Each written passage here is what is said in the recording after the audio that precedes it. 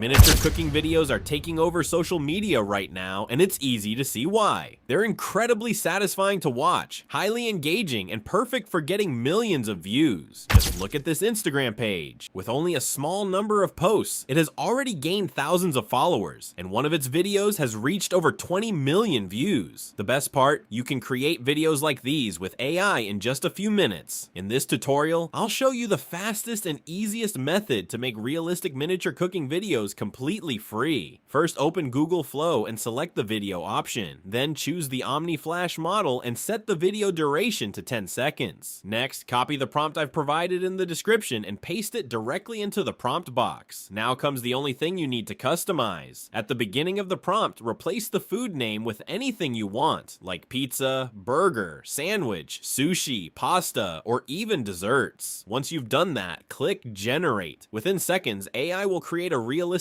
miniature cooking video with cinematic lighting, smooth camera movements, and incredibly satisfying visuals that are ready to post on YouTube Shorts, Instagram Reels, or TikTok.